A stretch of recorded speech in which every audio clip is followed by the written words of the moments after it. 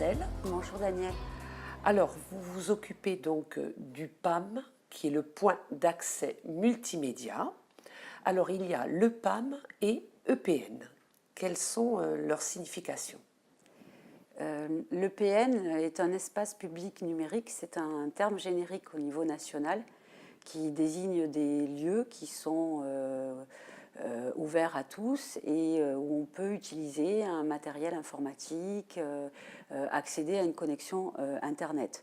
Donc ça s'appelle un EPN, un espace public numérique. Ensuite, il y a des labellisations au niveau régional. Donc en Corse, on a ce label PAM, point d'accès multimédia. Ça offre quelque chose en plus? C'est souvent parce que c'est à l'initiative de la région. À l'époque, ça a été lancé par l'ADEC en 2002. Et donc sur le territoire concerné, dans l'impulsion de la création de ces espaces, on va leur donner une personnalité en leur donnant un nom spécifique pour se différencier d'autres territoires. Mais sur le principe, c'est la même chose. Alors on en retrouve combien en Balagne? En Balagne, donc, vous avez plusieurs points d'accès multimédia. Vous avez bien sûr le point d'accès multimédia de l'île Rousse. On va préciser où il se situe à l'île Rousse. Au centre Jean-Sime, donc l'ancienne école de la commune, au rez-de-chaussée. C'est un bel espace de 40 mètres carrés qui est ouvert tous les jours en semaine, soit le matin, soit l'après-midi. Ensuite, vous avez un point d'accès multimédia à Montégrosse, un point d'accès multimédia à Calenzane et un point d'accès multimédia à Olmicapelle. Donc au total, nous sommes 4. À l'époque, il y a eu aussi d'autres points d'accès multimédia, puisqu'un des premiers se situait sur la commune de Belgodère. Il y a eu aussi un PAM à Pietralbe et il y a eu également un PAM à Lam. Et pourquoi il n'existe plus à ce jour? Alors, certainement, après, ce sont des choix politiques, communaux, qui se font, ou quelquefois il y a un animateur qui s'en va et puis il n'y a pas forcément le relais qui se fait sur le moment, et puis ça demande aussi un investissement qui est important, tant un investissement et un fonctionnement. Donc à Île-Rousse, c'est la commune qui porte...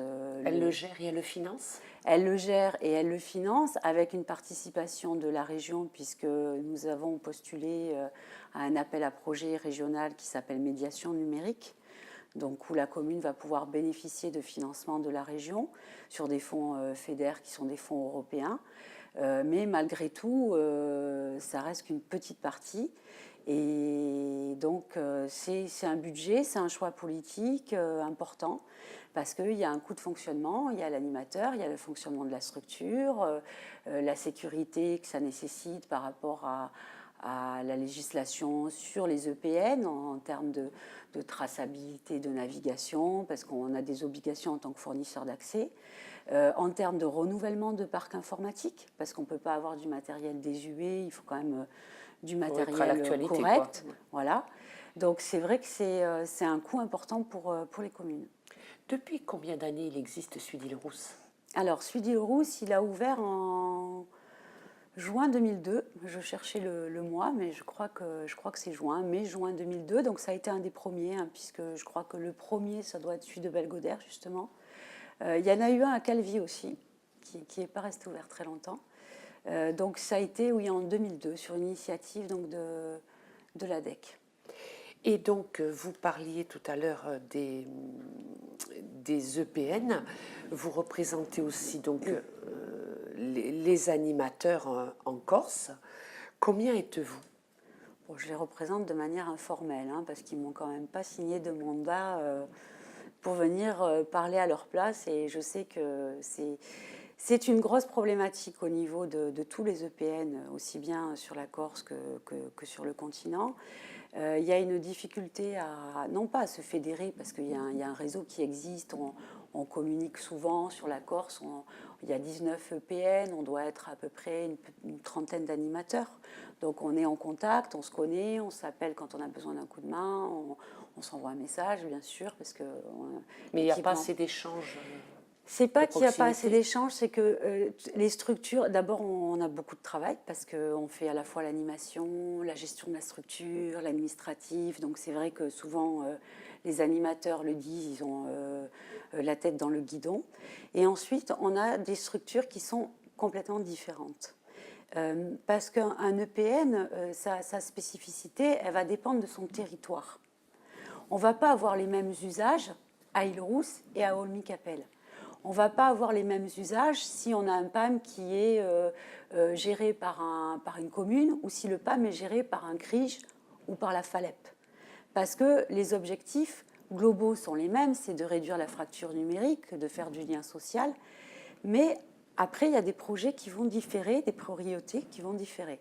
Nous, par exemple, à Île-Rousse, étant donné que c'est un espace public numérique porté par la commune, bien évidemment, on porte un intérêt tout particulier à accompagner les usagers dans tout ce qui est e-administration et dématérialisation des services publics.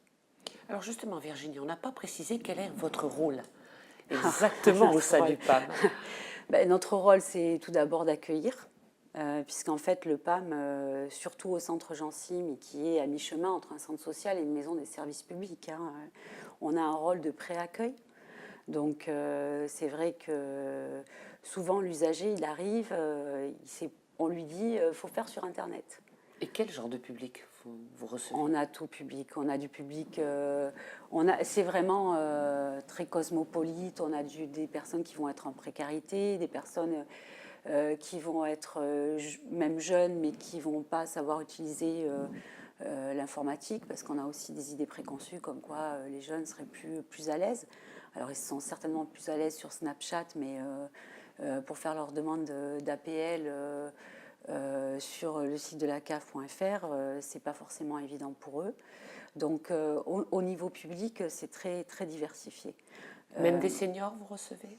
On a aussi des seniors qui viennent, effectivement, notamment pour des recherches de généalogie, pour des démarches aussi auprès des caisses de retraite, puisque malheureusement, on n'a pas sur le secteur, à part heureusement au département, un service qui reçoit et qui accompagne les seniors et bien sûr les services sociaux, mais il n'y a pas d'antenne de la CARSAT, donc on a quand même toute une partie des seniors c'est important, qui viennent pour leur démarche, pour ne serait-ce qu'avoir une attestation de retraite. Donc le public est assez diversifié. On a aussi des enfants, des scolaires. Mais alors les scolaires viennent encadrer Non, on fonctionne comme un accès libre, comme une bibliothèque. Donc il n'y a pas d'encadrement puisque on ne propose pas d'accompagnement à la scolarité puisque de toute façon c'est fait sur la commune, il y a une association qui le fait. Donc après l'idée c'est d'être complémentaire aussi par rapport à ce qui se fait sur le territoire. Alors vous parlez de comme une bibliothèque, c'est-à-dire que les personnes sont inscrites, c'est pas on va dire libre service. Alors comment on procède? Les personnes sont inscrites, il y a deux types de fonctionnement au PAM de l'Île-Rousse. Il y a un accès libre. Donc cet accès libre, il est totalement gratuit pendant 1h30. Les personnes vont venir remplir une fiche d'inscription et accepter un règlement intérieur.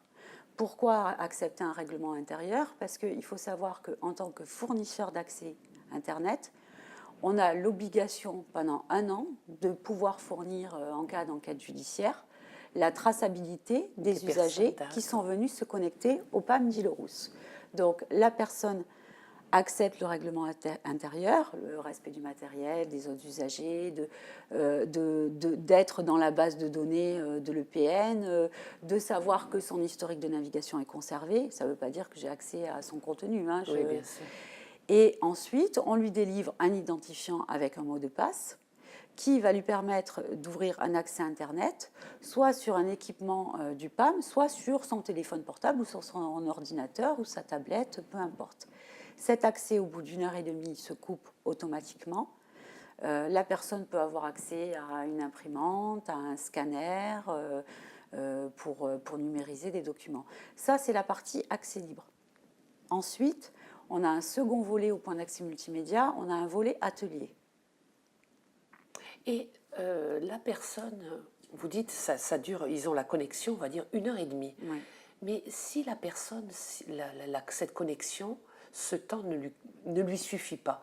Est-ce qu'elle a droit à une rallonge En principe, non. pas. Maintenant, si la personne elle est en train de consulter les offres d'emploi, de faire son CV, de faire une lettre de motivation, bien évidemment, on va lui rallonger Parce son qu'il y a temps. des personnes qui sont un peu plus longues à surfer sur On a- Internet que d'autres. Voilà, mais on a...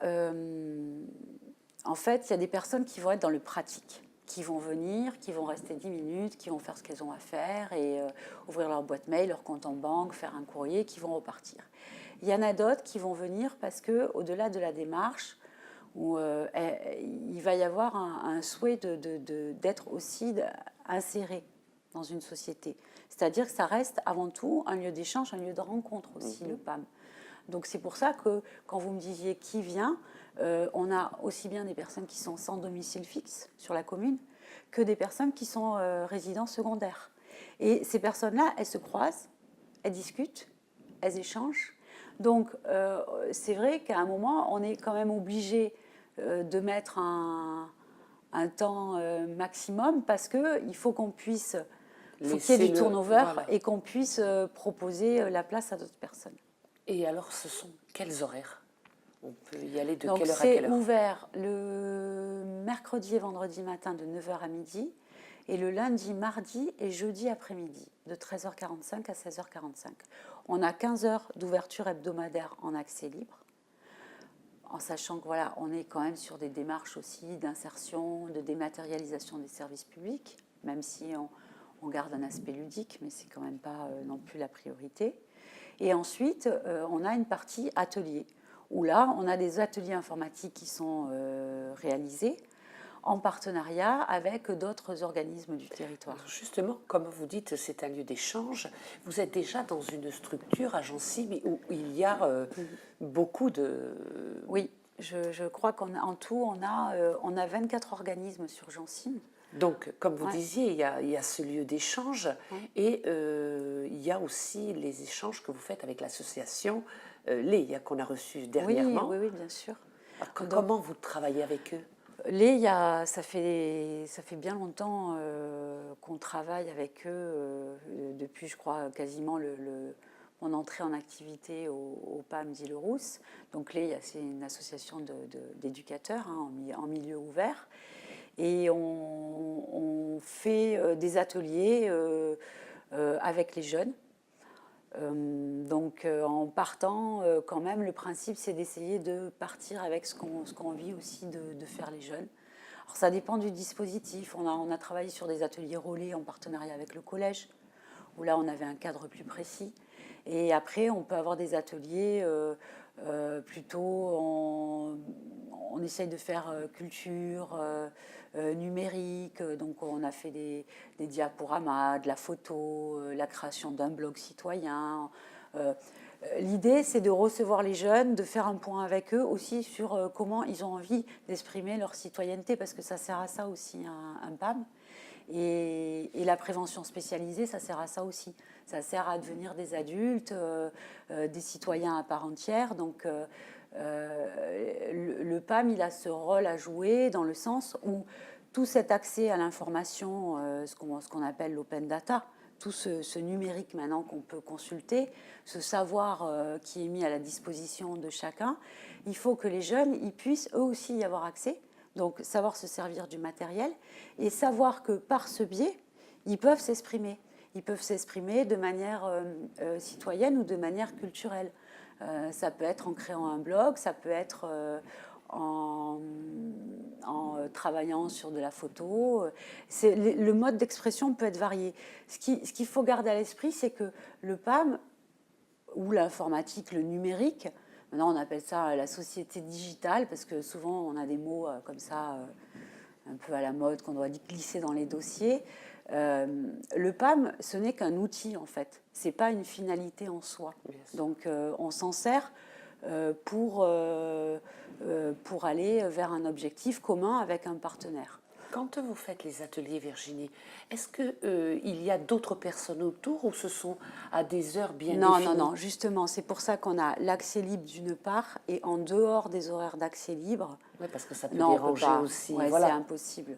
Après, on a eu donc aussi on a des ateliers avec le Pôle emploi. On a eu des ateliers aussi avec la FALEP. On va revenir sur le Pôle emploi.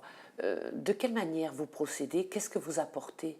Alors, le Pôle emploi, pendant longtemps, on a été sur ce qu'on appelle les services à distance. L'idée, c'était de permettre aux demandeurs d'emploi de s'approprier le portail Pôle emploi pour des démarches très pratiques, c'est-à-dire faire leur actualisation mensuelle, déclarer une absence, imprimer une attestation, mettre un CV en ligne. Donc, on était sur quelque chose de très fonctionnel. Depuis que Pôle emploi a de nouveaux locaux avec des bornes numériques, ce que nous proposions aux PAM est redondant avec ce qu'eux font maintenant à l'accueil. Donc du coup, actuellement, on essaye de réorienter les ateliers pour proposer davantage un contenu qui va s'adapter aux besoins du demandeur d'emploi par rapport à son niveau de compétences numériques. Donc en premier lieu, on essaye d'évaluer quelles sont les compétences numériques du demandeur d'emploi et de lui proposer des ateliers qui vont pouvoir le mettre à flot, parce que les personnes qui ne vont pas utiliser Internet maintenant, surtout dans tout ce qui est démarche sociale et démarche d'insertion, vont avoir une double peine. Elles vont avoir la peine de la précarité et la peine de la fracture numérique. Parce que tout se fait, le bon exemple c'est actuellement la CAF. Donc la CAF, depuis mi-octobre, ne reçoit plus que sur rendez-vous. Les rendez-vous, sur toute la Haute-Corse, les rendez-vous ne se prennent que sur Internet. Donc si vous ne maîtrisez pas l'outil Internet, vous ne pouvez pas prendre votre rendez-vous. Et quasiment la quasi-totalité des dossiers d'aide sociale de la Caisse d'allocation familiale se font sur le site Internet. Donc là aussi, si vous ne savez pas vous servir de l'outil, si vous n'avez pas une boîte mail, ce qu'on va appeler en fait un trousseau numérique, c'est-à-dire une boîte mail, les compétences de base pour utiliser un ordinateur ou une tablette ou un téléphone, mais ce que vous avez dans votre quotidien qui peut être le plus facile pour vous. Mais ça va être indispensable. Sinon, les personnes qui sont déjà en précarité, on va encore leur mettre une chape de plomb sur la tête. Ah oui, ça c'est sûr. Voilà. Combien, on va dire, vous avez de personnes qui fréquentent le PAM? On a, puisqu'on fait un bilan semestriel pour la région dans le cadre justement des partenariats qu'on a sur les subventions médiation numérique, donc on a un bilan semestriel qui est envoyé à la région. On a environ 60 nouvelles inscriptions par semestre. Et on a, sur l'année, on va dire, 200 usagers qui sont amenés à venir. Alors, certains qui vont venir de façon très régulière et puis d'autres qui vont venir très ponctuellement, 4-5 fois dans l'année quand elles ont un besoin précis. C'est vraiment l'extrême...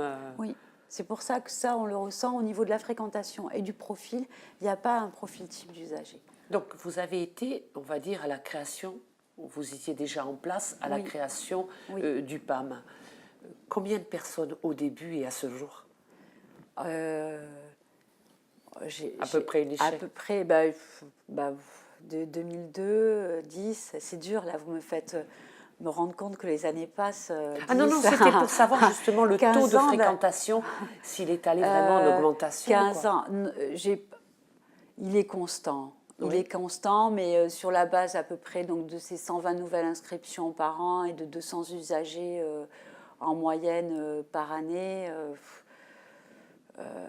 on doit être peut-être à 2500, 3000 personnes, je pense. Quand même, on se rend compte de l'utilité quand même. Oui, l'utilité, elle est certaine. Après, c'est pour ça que c'est une chance d'avoir une collectivité territoriale qui est acceptée aussi de répondre à ce besoin, parce qu'on reçoit des usagers quand même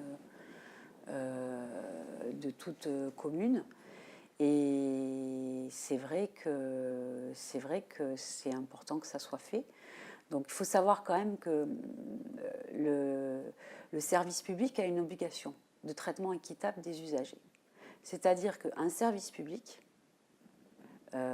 donc là je vous parle de la CAF, de Pôle emploi, de la Sécu, de la CARSAT, de tous les organismes qui ont une mission de service public, ils ont une obligation de principe de traitement d'équité des usagers. Ils doivent s'assurer que toutes les personnes vont être traitées pareil, leur dossier, leur personne. Le problème, c'est qu'avec le numérique, Ce n'est plus le Ah cas. non. Ce n'est plus le cas puisqu'il y a des personnes qui ne sont pas en mesure de s'en servir. Donc, c'est vrai que la solution, c'est soit l'organisme met en place, comme a fait Pôle emploi, des bornes numériques, comme a fait la CAF, sauf que c'est un peu loin, puisque c'est Bastia, pour nous, en Balane, c'est un peu Il loin. n'y a plus d'antenne à Île-Rousse? Il y a une antenne, il y a une permanence 2 fois par mois sur rendez-vous uniquement. Donc, soit l'organisme, il va mettre en place des bornes numériques pour compenser ce manque d'équité, soit ce n'est pas fait. Dans ces cas-là, heureusement qu'il y a des lieux comme les EPN pour pouvoir accompagner les administrés. Ça pallie au manque, quoi. Oui, totalement. Alors Virginie, vous parliez justement d'activités complémentaires. Quelles sont-elles que vous faites en Au niveau plus? des ateliers, Oui. alors, on a ces ateliers qui sont conventionnés, donc il y a Pôle emploi. En fait, ça va se faire au fur et à mesure des partenariats. Là, on va démarrer des ateliers avec les jeunes du Fonds Garantie Jeunes en partenariat avec la mission locale. Donc, et on a aussi en projet des ateliers de modélisation en partenariat donc, avec l'école communale, de façon à pouvoir faire une sortie au Fab Lab de Corté pour que les enfants et les jeunes puissent apprendre, découvrir ce qu'est l'impression 3D. Voilà. Donc on va en fait, les ateliers, les activités, elles vont fluctuer en fonction aussi des besoins des partenaires qui vont nous être remontés. Vous naviguez de cette manière finalement. On navigue de cette manière et on a une nouvelle compétence que la mairie, puisque je dis nous, puisque bon, depuis le mois d'avril, j'ai une collègue qui... on est 2. Donc, Ah voilà, je voulais vous poser cette question. Combien vous êtes à... J'étais seule jusqu'en avril 2016. Voilà. Donc maintenant on est 2, c'est vrai que c'est quand même plus confortable. Et on a aussi une nouvelle mission. Nous avons la partie communication de la commune qui s'occupe de tout ce qui est réseaux sociaux et sites internet. Et ça a du sens aussi, parce qu'avec la nouvelle loi pour une république numérique, les communes, notamment celles de plus de 3500 habitants, ont des nouvelles obligations de mettre à disposition des administrés les documents qui sont publics et qui concernent la collectivité. Et donc on s'attelle à ça, à travailler sur les réseaux sociaux, sur Facebook, sur Twitter, sur le site de la commune, pour pouvoir faire aller vers ce qu'on appelle de la médiation citoyenne et davantage d'interactivité. Il faut réactualiser également alors. Oui, oui. Bon, on se met en place. Hein. Oui. Il y a encore pas mal de travail. Il y a un projet d'application mobile, donc là qui pourrait se faire à partir d'ateliers avec des personnes qui habitent sur la commune, qui voudraient bien nous faire remonter leurs attentes par rapport à une possible application mobile qui pourrait être créée. Voilà, il y a pas mal de choses qui sont en démarrage et dont on pourra reparler une autre fois, bien sûr. Et je voudrais terminer cette émission en vous demandant, est-ce que ça vous arrive, justement depuis que vous êtes au PAM, d'être confronté à certaines problématiques? La problématique à laquelle je suis confrontée, c'est la problématique de tous les animateurs, que ce soit en Corse ou sur le continent. C'est-à-dire que, comme dirait mon confrère Dolmy Capel, je sais tout faire, mais à peu près. Et c'est un peu ce qui se passe, c'est-à-dire qu'on fait tout. On fait des impôts, on fait du montage photo, on fait de la CAF, on fait du CV, on fait des exposés scolaires. En fait, ce qui est important, c'est d'être curieux parce que l'usager va venir avec une demande et forcément, vous ne pouvez pas tout maîtriser. Donc, même si on ne sait pas le faire, l'idée, c'est d'aller chercher comment je vais pouvoir accéder à la demande de l'usager. Et c'est vrai que du coup, ça peut créer parfois une sorte d'éparpillement et d'avoir toutes ces facettes qu'il faut aller chercher. C'est pas toujours facile. Voilà, c'est pas toujours facile. Et après, bon, on a des problématiques récurrentes. Bon, moi, je suis un peu mal placée parce que j'ai j'ai des conditions de travail qui sont confortables, un bel espace, du beau matériel. Après, il y a d'autres animateurs qui sont un peu plus en carence, avec beaucoup de précarité dans les emplois, du parc informatique qui n'est pas assez renouvelé. Donc là, c'est d'autres problématiques qui peuvent à ce moment-là, ou malheureusement, parce qu'on en parle quand même, il faut en dire deux mots, on parle de 5G maintenant, mais il y en a qui aimeraient bien avoir la 3G dans leur PAM déjà, ce serait pas mal, quoi. Voilà. Donc ça aussi, la première des conditions pour qu'on puisse proposer de la médiation numérique, c'est qu'on ait des connexions Internet qui tournent bien. Donc, et malheureusement, dans le milieu, dans les territoires ruraux, ce n'est pas toujours le cas. Et la société digitale, on en parle beaucoup, elle est très urbaine, elle a du vocabulaire qui est très à la mode, enfin, on l'enveloppe de tout un programme, mais des fois, nous, on fait des petits coucous en disant si on revenait à la base, si on commençait par avoir une bonne connexion Internet, du matériel qui fonctionne, des locaux adéquats, voilà, avant de parler d'innovation sociale, c'est bien, il faut en faire, mais il faut aussi apprendre aux gens à se servir d'une souris. On ne peut pas faire que de l'impression 3D, quoi.